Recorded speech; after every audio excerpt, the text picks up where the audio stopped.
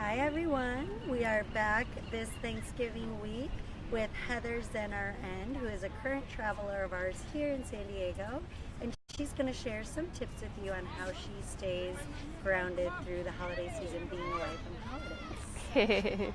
Thanks so much, Heather. Well, where do I begin? But being on the road is a challenge sometimes when we're deeply connected to our family and friends and we're away during those times. And so one of the ways, I'm fortunate enough to actually live in this, be stationed and working in this beautiful location, La Jolla in San Diego.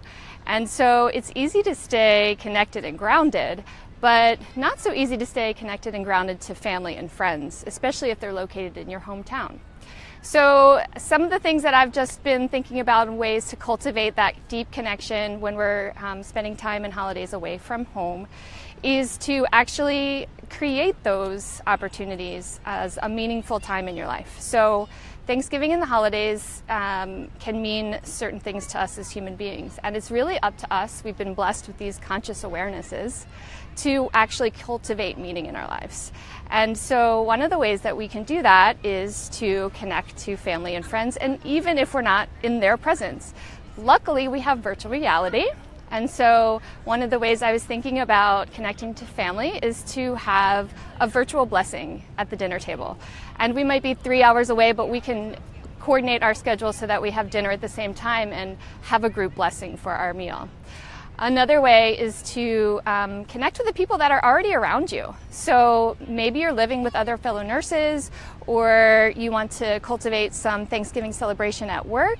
So you can have a potluck. You can bring the turkey and everyone else can bring the fixings. Another way to stay connected is to have a potluck in your community. One of the ways that I connect to people outside of work is to join fitness centers and do yoga classes or do community events. And just this morning or yesterday I was Googling volunteer opportunities. And so there's always, usually in the nearby city, a 5K run that benefits the homeless or feeds people that are in need. And so those are one of the ways that you can keep connected to people in community even when you're far away from home. So one of the things that also I was looking back historically and realizing that Thanksgiving is actually only a 400-year-old celebration, and it wasn't really considered a national holiday until President Lincoln actually instituted it back in the 1800s. And the first Thanksgiving meal was actually turkeyless. So my family and I are having a turkeyless holiday this year with all the fixins to also commemorate life and giving back to our animals and humanity. So is that it? Sounds good to me. Those are some ways that we can cultivate. One more thing, actually. Thanksgiving means giving thanks, and the word thanks comes before the giving.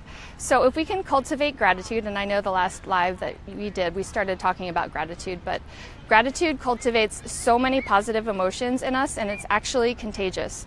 So if you're feeling a little disconnected, think of 5 things every night for the next 30 days to help cultivate more gratitude and more positive feelings. It even helps you sleep, it improves your mood, it increases social connections and leadership and self-esteem and self-confidence. So if that's not enough to incentive, eat more turkey. Thanks so much for listening, and I hope you have an amazing Thanksgiving. Thank you so much. We're thankful for you being here and for all of you watching. Have a wonderful Thanksgiving, everyone, and stay tuned for an exciting giveaway announcement that we are going to be posting here this week. So thanks again, Heather, and have a beautiful day, everyone. Bye.